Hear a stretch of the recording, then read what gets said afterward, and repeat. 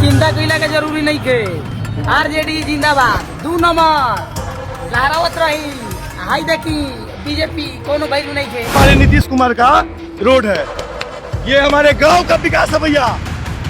और राम सिंह जी विधायक है यहाँ के, राम सिंह जी विधायक है यहाँ के, और इसी नरक में हमारे लोगों को रखे हैं। सारी दुकानें डिमोलिश कर दी गई, जबकि इनके यहाँ बड़ी बड़ी भट्टियां बेकरी में जलती हैं, इनका डिमोलिश नहीं किया गया।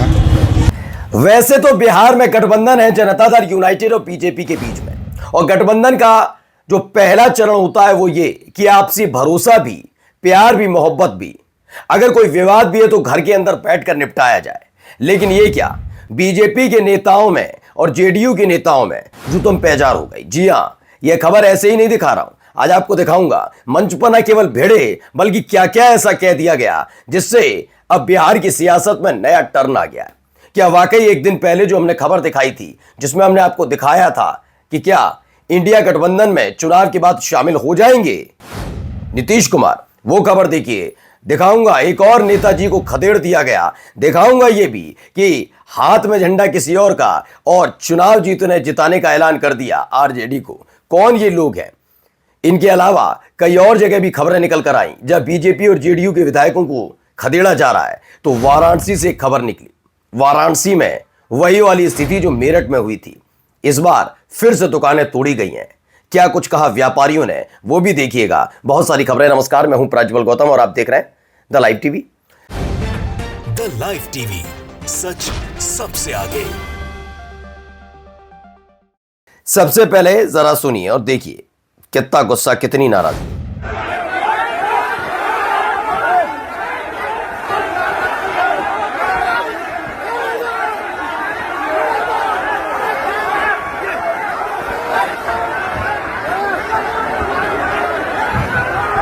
बस यही सब बाकी रह गया है।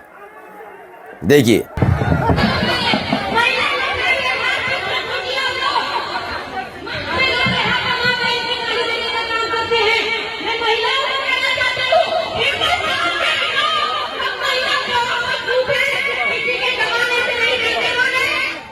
तो दबाने से नहीं डरने वाले, ना दबा आरजेडी वाले रहे ना कांग्रेस वाले, ये आपस में ही लात घूंसे, लत्तम जुत्तम और जुतम पैजार चल रही है। खबर मुजफ्फरपुर के गया घाट में बीजेपी और जेडीयू नेताओं से जुड़ी है, जहां लत्तम जुत्तम देखिए। ये प्रियांशु कुशवाहा ने दावा किया है कि वहां की ये खबर है। वैसे जेडीयू की टोपी लगे हुए एक आदमी नजर आता है। अब आइए एक और खबर, यहां कितना भव्य सम्मान किया बीजेपी विधायक का, देखिए।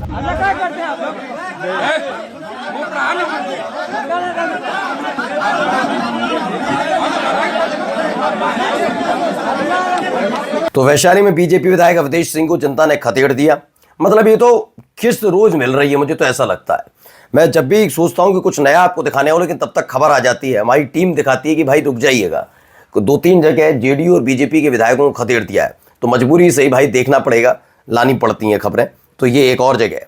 अब आइए एक वीडियो को लेकर माहौल बनाया जा रहा है। ये सबको पता है कि दुलार चंद यादव के साथ क्या हुआ, ये सबको पता है कि अनंत सिंह की उस समय मौजूद थे नहीं थे, ये सबको पता है कि अनंत सिंह के गुर्गे साथ थे नहीं थे, बहुत सारी चीजें। लेकिन इन सब के बीच एक जब से एक कांड हुआ है, हत्याकांड, तब से लगातार आप देखिए गोदी मीडिया एक माहौल बना रही है। अनंत सिंह को तो अनंत सिंह लिख रही है, लेकिन दुलार चंद यादव को गैंगस्टर, दुलार चंद यादव को अपराधी घोषित करने में तुली हुई, और अनंत सिंह इनके हिसाब से क्रांतिकारी हो गई, क्योंकि बीजेपी के हिसाब से क्रांतिकारी जो आदमी होगा तो हिम्मत हो जाएगी, हैसियत होगी इस देश की मीडिया की।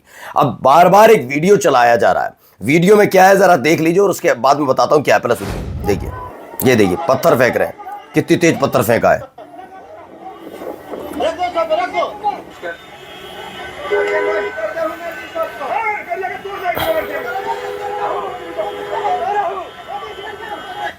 तो इसमें बताया जा रहा है कि अनंत सिंह के काफिले पर यह हमला होता है, और इस हमले के फौरन बाद ही ये सारी चीजें देखने को मिलती है कि दावा किया गया दुलार चंद यादव की हत्या हुई।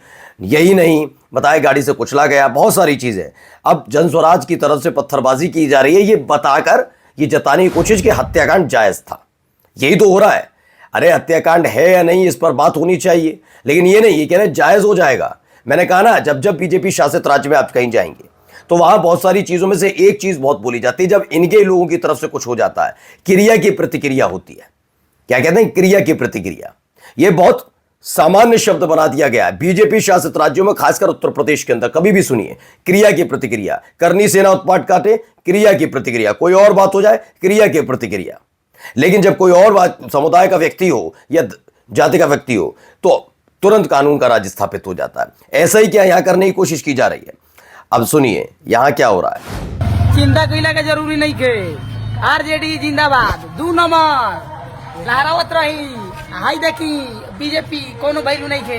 तो राजेंद्र राम जी हैं, उनके बारे में बता रहा है कि वही जीतेंगे। लालटेन पर बटन दबाइए, हाथ में बीजेपी का झंडा है, लेकिन बीजेपी के ही कार्यकर्ता खुलकर आरजेडी का समर्थन कर रहे हैं। अब ये देखिए, हमारे नीतीश कुमार का रोड है, ये हमारे गांव का विकास है भैया।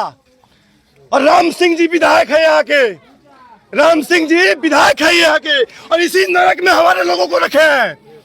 साला हमको गाली देता है सब पीठ पीछे, किसके लिए आवाज उठाते हैं भैया हम? नहीं भैया, ये कौन बनवाएगा?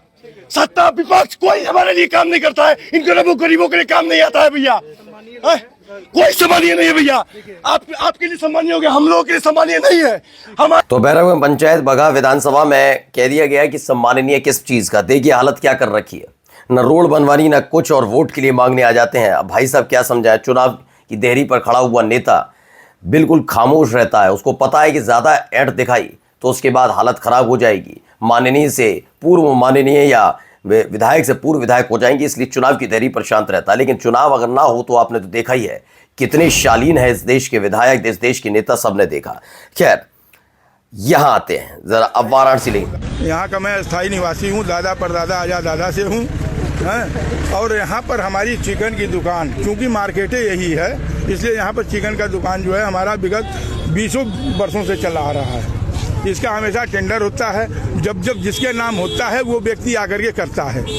मगर यहाँ पर बगल में जो बेकरी है, ये करीब 60-70 साल से चला आ रहा है। इनका जब भी टेंडर होता है किसी का भी, तो कैंसिल कर दिया जाता, इन्हीं घुमा फिरा करके इन्हीं का होता है। सारी दुकानें डिमोलिश कर दी गई, जबकि इनके यहाँ बड़ी बड़ी भट्टियाँ बेकरी में जलती हैं, इनका डिमोलिश नहीं किया गया। तो सारी दुकानें तोड़ दी गई, बड़े दुकानदारों पर रहम क्यों? ये पक्षपात है। और कौन कह रहे हैं गले में भगवा गमछा है, माथे पर तिलक है, तो कम से कम अनवर खालिद तो नहीं होंगे। अब आप समझ सकते हैं, मैंने कहा ना मेरठ से कहानी शुरू होती है, कहाँ कहाँ पहुंचेगी। ये यहाँ पर जो कार्रवाई हो रही है जरा देखते चलिए।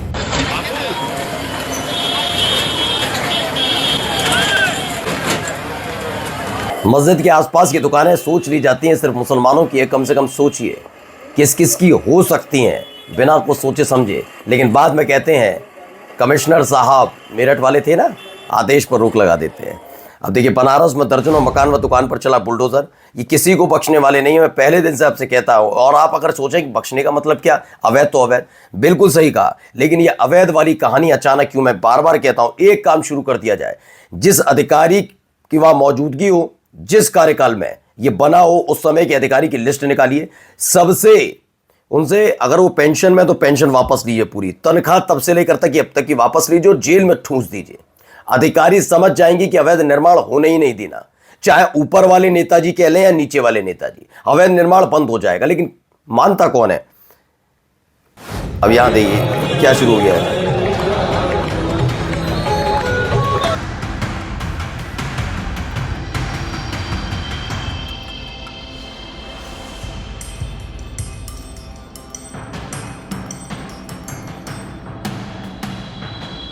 मैं ये नहीं कहता कि ये नहीं करिए, अच्छी बात है, वो बात अलग है कि नमाज अता कर ली जाए तो दिक्कत होती है, लेकिन फिर भी कम से कम इन लोगों को जाकर वहाँ पर जहाँ पर ये मकान दुकान तोड़े जा रही हैं वहाँ पर जाकर बात कर लें। वो नहीं करेंगे, यहीं पर बस यही इनका काम। बताइए, एक दाल मंडी में, ये दाल मंडी चौड़ीकरण कार्रवाई के दौरान पुलिस बल का विरोध पर चेतावनी। ये दाल मंडी चौड़ीकरण हो रहा है, दुकानें तोड़े जा रही हैं, तमाम चीज़ें आप देख सकते हैं। ये मोदी जी का संसदीय क्षेत्र है जहां व्यापारियों का अति सम्मान हो रहा है। और जाते जाते जरा एक खबर और देखिए पहले। क्या विकास क्या किया जाए? बर्बाद कर रहे हैं तो विकास कहाँ से दिखा जाए उसको? और सुबह से इतने लोग आ भी रहे होंगे इसी चीज के लिए। बहुत से लोग आ रहे हैं, कल तो बहुत ज्यादा लोग आए थे। पूर्वांचल की सबसे बड़ी होलसेल मार्केट दाल मंडी ध्वस्त। तो दाल मंडी ध्वस्त कर दी, कह दिया नुकसान ज़्यादा है, मुआवजा कम मिल रहा है, लेकिन मानने और सुनने वाला कौन? जितना मिल रहा है उतना जेब में रख लो, और ये कहानी सुनाने की ज़रूरत नहीं है, ये कह दिया गया है क्या। अब आइए, गाजियाबाद में मोदी योगी और गाय पर टिप्पणी करने वाली नाबालिग युवती के साथ मारपीट एवं गाली गलौज करने वाले अराजक तत्व दक्ष चौधरी और अक्कू पंडित ने टीला मोड़ थाने में सरेंडर किया। इनसे पहले 2 और अराजक तत्वों को गाजियाबाद पुलिस ने इसी मामले में गिरफ्तार किया। नारेबाजी हो रही है, इनके सहयोगी इनके पक्ष में नारेबाजी की। इनके जैसे कई अराजक तत्व सवाल कर रहे हैं कि इनका अपराध क्या है। मतलब किसी नाबालिग के घर जाकर उसके संप्रदाय को गाली देना, उसके खिलाफ हिंसा करने के लिए लोगों को उकसाना इनकी नज़र में अपराध नहीं है। ये तो खास तौर पर सोचा जाना चाहिए इस देश के रहनुमाओं को कि उन्होंने इस देश को किस मोड़ पर लाकर खड़ा कर दिया है जहां ऐसे लफंगों में क्रांतिकारी ढूंढा जाए। आइए ये देखिए, नारेबाजी करते हुए लोग दिखा भी देता हूं, ये तमाशा करने वाले देखिए।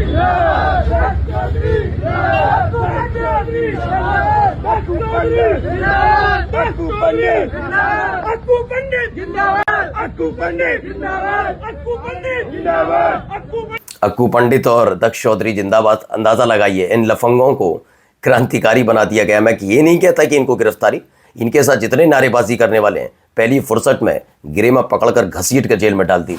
यकीन मानकर चलिए, ऐसे अपराधियों की हैसियत नहीं हो पाएगी, अगली बार कदम उठा पाए। नमस्कार। द लाइव टीवी, सच सबसे आगे।